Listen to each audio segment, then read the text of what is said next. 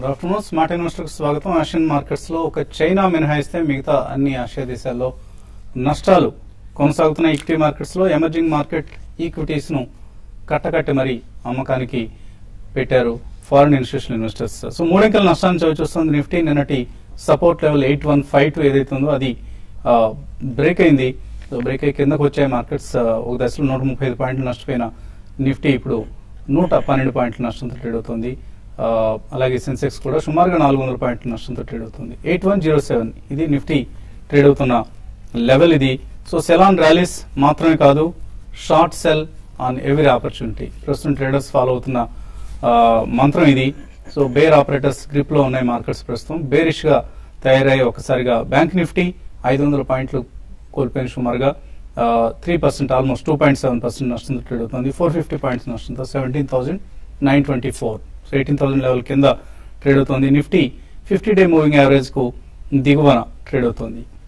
So అక్కడికే తిరిగి back to square one అంటాం మనం ఇంగ్లీష్ లో. తిరిగి యథాతథ స్థితికి చేరుకున్నాయి. అక్టోబర్ 30న మనం చూసాం 8100 నిఫ్టీ లెవెల్ ను. మళ్ళీ ఇప్పుడు 8100 లెవెల్.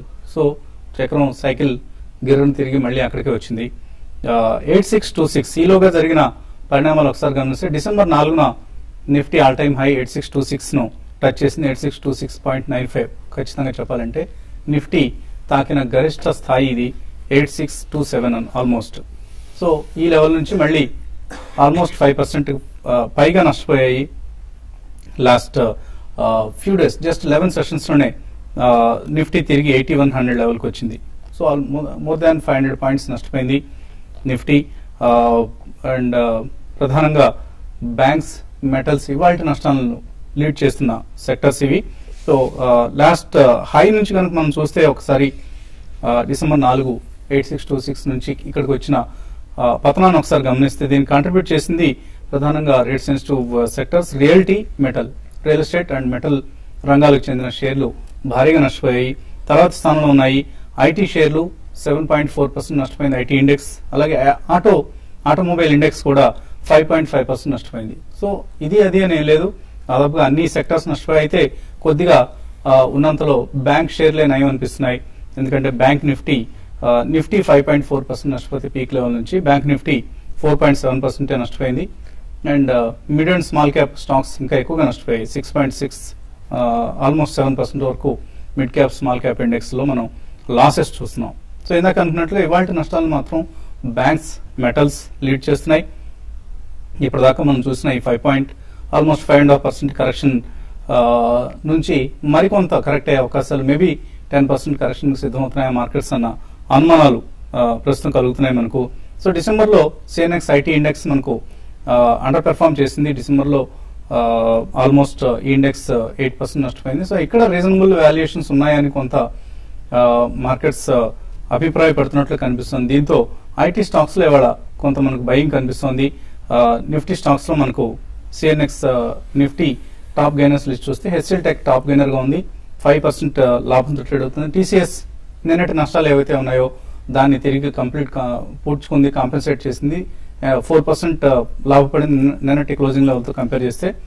తర్వాత స్థానంలో ఉంది టెక్ మహీంద్రా 3.2% పెరిగింది. బీపీసీఎల్, విప్రో ఇవన్నీ కూడా లాభాల్లో ఉన్న స్టాక్స్. సో ఐటీ ఇండెక్స్ నిలబెడుతోంది ఎందుకంటే రూపాయి వీకెన్ అయింది అండ్ కొంత లోవర్ ప్రైసెస్ దగ్గర ఐటీ స్టాక్స్ కు బయింగ్ సపోర్ట్ వస్తుంది. సో ఇదే పరిస్థితి బహుశా రేపు ఎల్లుండి రాబోయే రోజుల్లో ఫార్మా లాంటి ఇతర కౌంటర్స్ కూడా మనకు వచ్చే ఛాన్సెస్ కనిపిస్తున్నాయి. ఈ లెవెల్ దగ్గర కొంత వాల్యూ బయింగ్ జరుగుతుంది కాబట్టి. Sesa Sterlite top loser, metal pack నష్టాలను లీడ్ చేస్తుందని చెప్పుకున్నా ఇందాక. సో సెసర్ స్టెర్లైట్ 6% వరకు నష్టపోయింది. డాక్టర్ రెడ్డీస్ ల్యాబ్స్ రష్యాకు ఎక్కువగా తన ప్రొడక్ట్స్ ను ఎక్స్పోర్ట్ చేసే కంపెనీ ఇది డాక్టర్ రెడ్డీస్ ల్యాబ్స్. అందుకనే రష్యన్ ఎకానమీ సంక్షోభం ఉంది అనగానే రెడ్డీస్ కౌంటర్ లో ఎప్పుడు అమ్మకాలు వెలువెత్తూ ఉంటాయి. ఇవాళ కూడా అదే జరుగుతుంది. 5.6% నష్టంతో ట్రేడ్ అవుతుంది డాక్టర్ రెడ్డీస్ ల్యాబ్స్. హిందాల్కో 5.5% నష్టపోయింది. అలాగే టాటా పవర్, అంబుజా సిమెంట్స్ ఇవన్నీ నష్టాల్లో ట్రేడ్ అవుతున్న నిఫ్టీ స్టాక్స్. ఇతర గెయినర్స్ లిస్ట్ ఒకసారి చూస్తే మనం Kotak bank of course resilient గానే కనిపిస్తోంది. అలాగే కోల్ ఇండియా కూడా ఆల్మోస్ట్ లాస్ట్ డిసెంబర్ నుంచి ఇప్పుడు దాకా చూస్తే 4.5% లాభంతో. సో గెయినర్స్ లిస్ట్ చాలా తక్కువగా ఉంది. అండ్ డాలర్ తో ఇన్నాళ్లు స్ట్రాంగ్ గా నిలబడిన రూపాయి ఇప్పుడు చేతులు ఎత్తేసింది. ఒక దశలో 63.54 వరకు కూడా రూపాయి బలహీనపడటం చూసిన రూపాయి డాలర్తో. సో 63.54 దగ్గర ఆర్బీఐ కొంత ముందుకు వచ్చి డాలర్లు అమ్మింది. దీంతో రూపాయి కొంత కోలుకుంది. ఇప్పుడున్న 63.4 వాల్యూకి చేరటం మనం చూస్తున్నాం. So most of the stocks Nifty ఇందాక అనుకున్నాం మనం 50-day మూవింగ్ యావరేజ్ కిందకు వచ్చింది. Hindalco, SAIL, NTPC, syndicate bank, south Indian bank, Tata Motors ఇలాంటి కౌంటర్స్ అన్ని కూడా 200-day మూవింగ్ యావరేజ్ దిగువన ట్రేడ్ అవుతూ ఉన్న పరిస్థితి ఇది. సో కేర్ఫుల్ గా ఉండాలి. లో ప్రైసెస్ దగ్గర మేబీ కొద్దిగా బయింగ్ చేసుకోవచ్చు. నాట్ ఇన్ అగ్రెసివ్ బయింగ్ మాత్రం పనికిరాదు ఈ సమయంలో. చిన్న క్వాంటిటీస్ బై చేయడం స్టార్ట్ చేయొచ్చు. మేబీ 10%, 15% బయింగ్ ను ఇప్పుడు చేస్తే with at least 2 to 3 months budget perspective తో ఇప్పటి నుంచి కొద్దిగా ఇన్వెస్ట్ చేయడం అనేది కరెక్ట్ పద్ధతి అవుతుంది. డోంట్ వెయిట్ ఫర్ ఇంకా 15% కరెక్ట్ అయిన తర్వాత కొందాం అనుకోవడం కరెక్ట్ కాదు. ఒక్కసారిగా కొద్దిగా కొనుక్కోవడం అనేది ఎప్పుడు కూడా బెస్ట్ స్ట్రాటజీ అవుతుంది. మార్కెట్స్ పరిస్థితి గురించి మాట్లాడేందుకు మనతో అనలిస్ట్ సిద్ధంగా ఉన్నారు. 8100 లెవెల్ కింద కూడా వచ్చింది ఒక దశలో నిఫ్టీ. అక్కడ నుంచి కొంత తేరుకుంది. సో ఇంకా ఎక్కడికి ఏ స్థాయికి కిందకి వెళ్లే అవకాశాలు కనిపిస్తున్నాయి? ఇంట్రాడే ఇవాళ చూస్తే కనుక 8100 8,100 దగ్గర ఒక స్వల్ప రికవరీ మనం చూసాము. దీనికి ప్రధానంగా అమెరికన్ మార్కెట్స్ ఓపెన్ అవడము, ఇంచుమించు 40-50 పాయింట్స్ వరకు ఫ్యూచర్స్ కొంచెం స్ట్రాంగ్ గా ఉండడంతో రికవరీ రావడంతో ఇండియన్ మార్కెట్ కూడా ఒక స్వల్ప షార్ట్ కవరింగ్ తోటి పెరగడం జరిగింది. బట్ కానీ 8150 దగ్గర స్ట్రాంగ్ సపోర్ట్ ఉంది, రెసిస్టెన్స్ ఉంది. ఇప్పుడు ఆ రెసిస్టెన్స్ ఏమైనా కొంచెం నెక్స్ట్ కాసేపట్లో కనుక ఇంకా 30 పాయింట్స్ పెరిగి 8150 పైన కనుక క్లోజ్ అయిందంటే మటుకు మార్కెట్ లో ఒక షార్ట్ టర్మ్ రిలీఫ్ ర్యాలీ వచ్చే అవకాశం ఉంది. లేకపోతే కనుక next half an hour to 1 hour ఈ మైనర్ రికవరీ మళ్ళీ ఫిజిల్ అయిపోయి మళ్ళీ కొంచెం 8100 దగ్గర వీక్ గా క్లోజ్ అయిందంటే మటుకు కొంచెం ఫర్దర్ గా ఒక కరెక్షన్ వచ్చే అవకాశం కనిపిస్తుంది. 50 days మూవింగ్ యావరేజ్ బ్రేక్ అయింది. నెక్స్ట్ 100 days మూవింగ్ యావరేజ్ చూస్తే కనుక 8000 దగ్గర కనిపిస్తుంది. అలాగే మేము బ్యాంక్ నిఫ్టీ చూస్తే కనుక 18,000 స్థాయిని కూడా బ్రేక్అవుట్ అయ్యి బ్రేక్ డౌన్ అయ్యి దాని కిందే కాసేపు ట్రేడ్ అవుతుందన్నమాట. ఏమన్నా నెక్స్ట్ ఫ్యూ మినిట్స్ లో కనుక 18,050 పైన కనుక కాసేపు నిలబడిందంటే కనుక అప్పుడు ఒక స్వల్ప రికవరీ వచ్చే అవకాశం ఉంది. ఆన్ ద హోల్ ఓవరాల్ గా చూస్తే కనుక ఇవాళ banking sector first time strong గా కరెక్షన్ రావడం జరిగింది. కాబట్టి ఇది ఇంకా ఫర్దర్ ఇప్పుడే బిగిన్ అవుతుందా లేదంటే కనుక ఈ నెక్స్ట్ 1 or 2 days బౌన్స్ అయ్యి కొంచెం రికవరీ వస్తుందా అనేది 1 or 2 days వేచి చూడాలి. ఆన్ ద హోల్ మార్కెట్ కొంచెం షార్ట్ టర్మ్ కరెక్షన్ కొంచెం స్ట్రిక్ట్ గా స్టాప్ లాస్ తోటి మెయింటైన్ చేయడం most important. So across the board selling కనిపిస్తుంది మనకు. Mid caps percent mid caps లో ఎటువంటి పొజిషన్స్ తీసుకోవాలి ఈ సమయంలో? మిడ్ క్యాప్ లో కూడా హెవీ సెల్లింగ్ అనేది చూస్తున్నాం అండి. అయితే మార్కెట్ లో కరెక్షన్ నిన్నటి వరకు ఒక రకమైన కరెక్షన్ చూసాము. అంటే ఈ రోజు కరెక్షన్ అనేది ఎంటైర్లీ డిఫరెంట్ గా ఉంది. దాదాపు అన్ని సెక్టార్లు అన్ని stocks even mid cap, small cap, large cap అన్ని కూడా దాదాపు 3 to 4% దాకా కరెక్ట్ కావడం చూస్తున్నాము. మరి కొన్ని స్టాక్స్ అయితే లైక్ యూనిటెక్ అయితే ఈ రోజు దగ్గర 12% దాకా నష్టపోవడం చూసాము. ఎల్ఐసి హౌసింగ్ ఫైనాన్స్ దగ్గర 8 to 9% అది కూడా ఇంట్రాడేలో నష్టపోయింది. కాబట్టి ఈ రోజు సెల్లింగ్ అనేది చాలా కొంత ప్యానిక్, తర్వాత కొంచెం మార్జిన్ కాల్స్ కూడా ఈ రోజు నేను అనుకోవడం మార్జిన్ కూడా ప్రెషర్ కూడా ఈ రోజు ఉండే అవకాశం ఉంటుంది సబ్ బ్రోకర్స్ కి. కాబట్టి దానివల్ల కొంత సెల్లింగ్ అనేది రావడం చూసాము. వచ్చే కొద్ది రోజుల్లో కూడా అంటే ఈ రోజు సెల్లింగ్ చూసి మార్కెట్ లో ఇమీడియట్ షార్ట్ కవరింగ్ ర్యాలీ ఒకటి వచ్చినా కూడా సస్టైన్ కాకపోవచ్చు. ఇమీడియట్ బౌన్స్ బ్యాక్ అయితే మార్కెట్ లో ఉండకపోవచ్చు. దానివల్ల ఏంటంటే ట్రేడర్స్ మాత్రం కొంచెం మార్కెట్ లో కానీ తర్వాత ఏదైనా స్టాక్ లో కానీ 1 or 2 days అప్ ట్రెండ్ ఒక 2 to 3 kind of up trend గానీ ఉంటే ఇమీడియట్ గా స్టాక్ ని సెల్ చేసుకోమని చెప్తాను. మార్కెట్స్ ఫర్దర్ గా వీక్ కాకపోయినా కూడా స్టాక్స్ లో కరెక్షన్ అనేది ప్రైస్ కరెక్షన్ అనేది ఇంకా కొనసాగే అవకాశం ఉంది. ఈ రోజు మాత్రం కొంచెం క్లోజింగ్ కి కొంచెం ఈ లెవెల్లో క్లోజ్ కావడానికి అవకాశం ఎక్కువ కనపడుతుంది.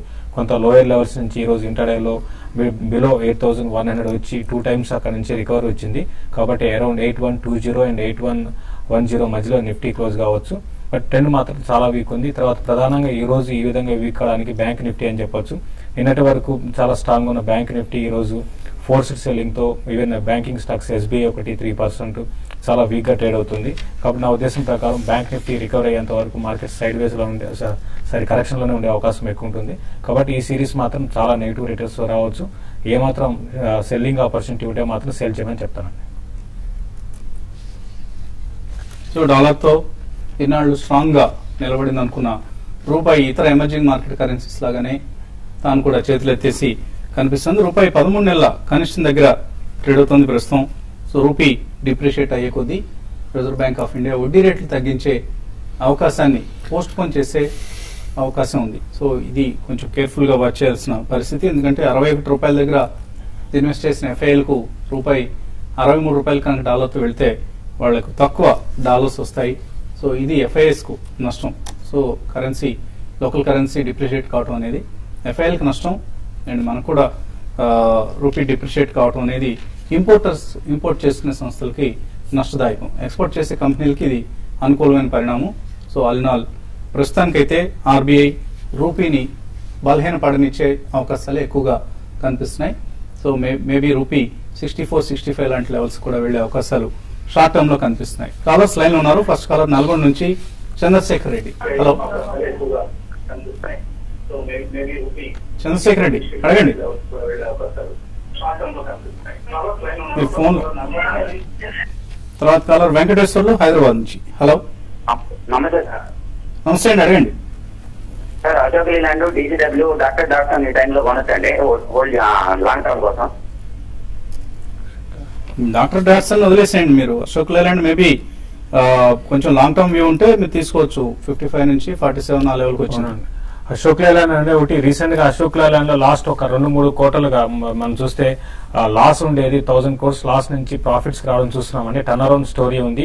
ప్లస్ దీనికి రీసెంట్ గా ఒక 1500 కోట్ల బస్ ఆర్డర్స్ కూడా న్యూ ఆర్డర్స్ కూడా రావడం చూసాం. కాబట్టి దీనివల్ల ఏంటంటే స్టాక్ లో ఒక అప్ ట్రెండ్ ఉంది. అయితే రీసెంట్ కరెక్షన్ 55 నుంచి దగ్గర 47 దాకా రావడం చూసామండి. ఇంకా కొంచెం ఈ స్టాక్ లో అరౌండ్ 44-42 కూడా రావచ్చు. బట్ అంత అనుకుపోయిన అట్లీస్ట్ 46-44 లెవెల్స్ వచ్చినప్పుడు మీరు లాంగ్ టర్మ్ కోసం అశోక్ లేలాండ్ పిక్ చేసుకోమని చెప్తారు.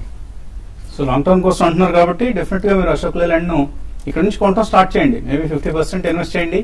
తర్వాత ఇంకా తగ్గినప్పుడు 25% అలా ఒక ఇన్స్టాల్మెంట్స్ లో తీసుకోవడం కరెక్ట్ పద్ధతి అవుతుంది. మరిన్ని కాల్స్ తీసుకోబోయే ముందు కాసేపు ప్రకటనలు.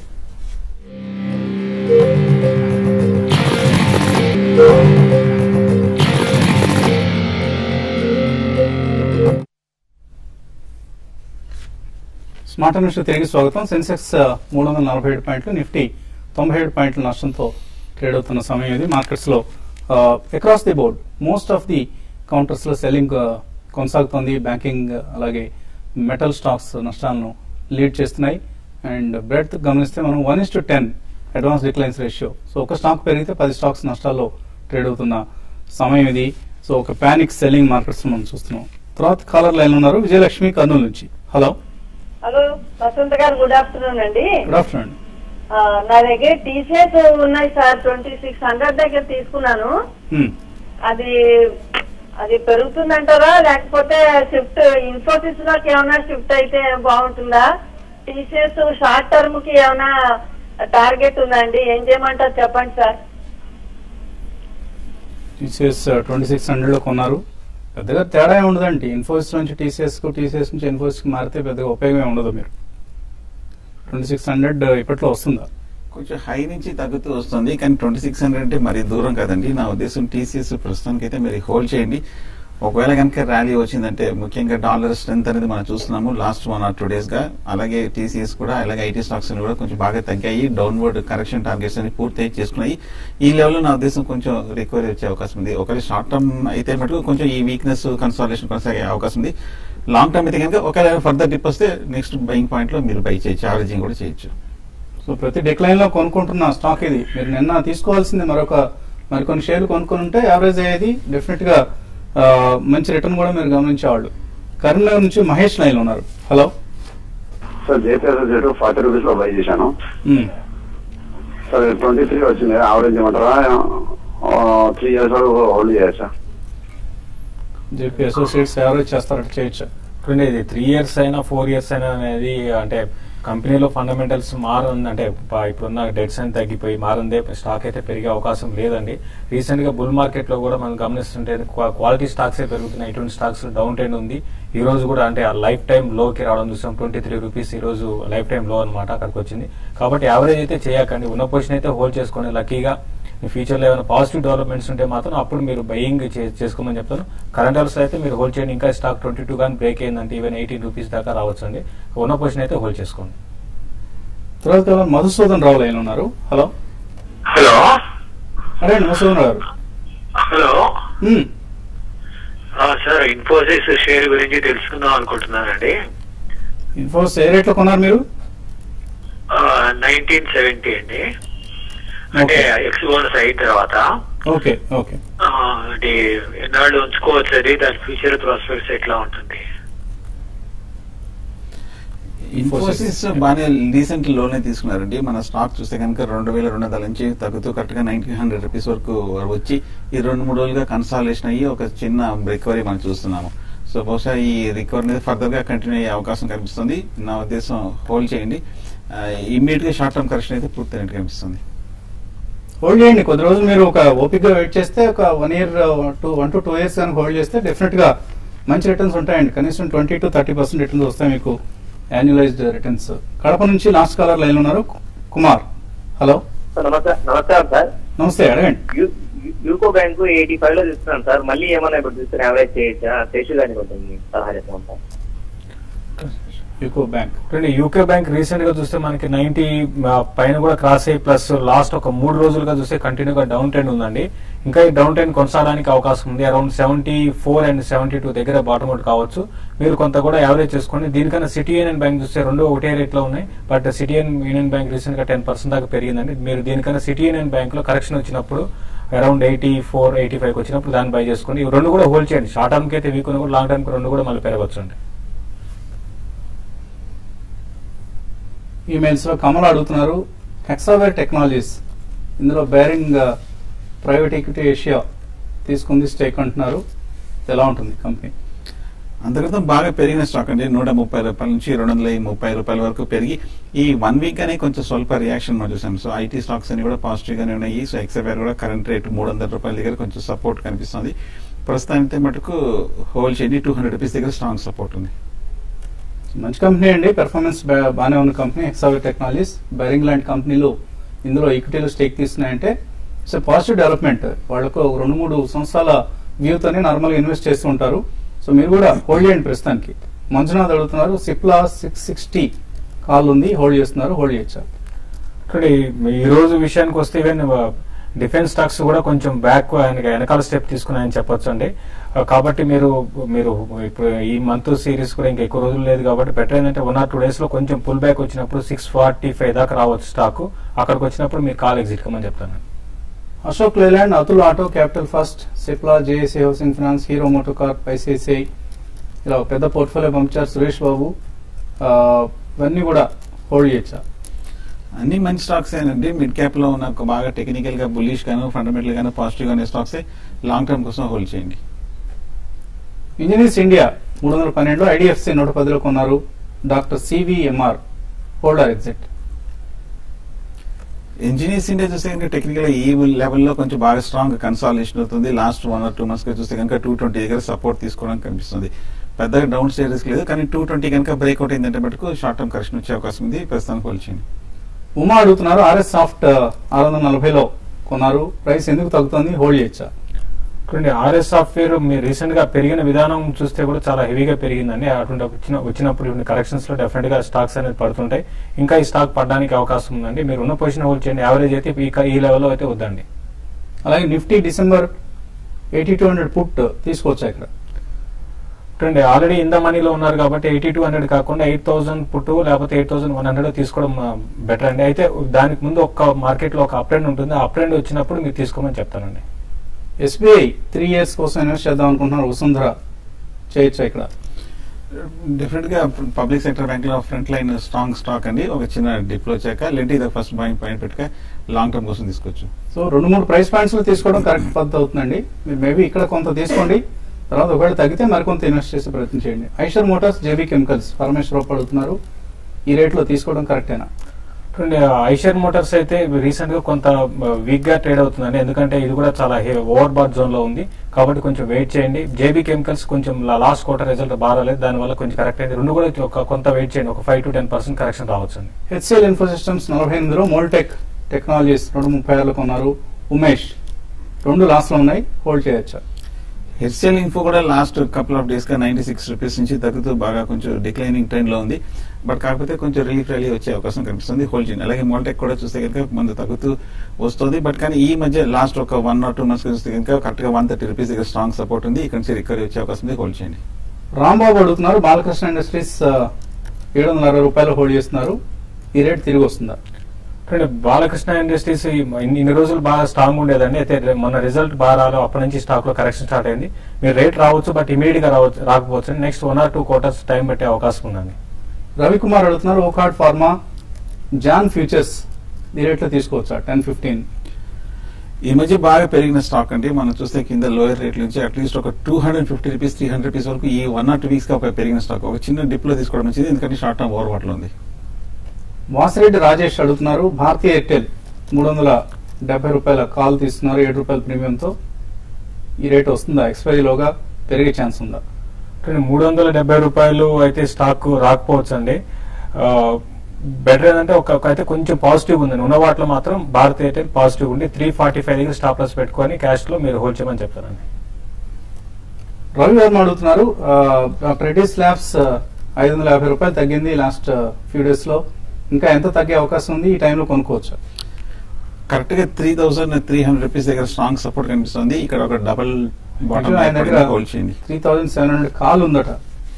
సో అది ఆ విషయం ముందు రాయాలండి.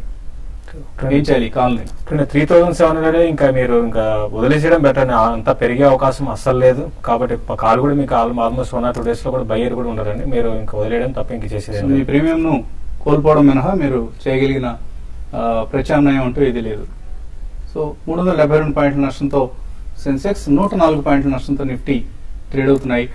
ఇది ఇవాల్టి స్మార్ట్ ఇన్వెస్టర్. రేపు పొద్దున 8:30 మళ్ళీ బిజినెస్ బ్రేక్ఫాస్ట్ కలుద్దాం.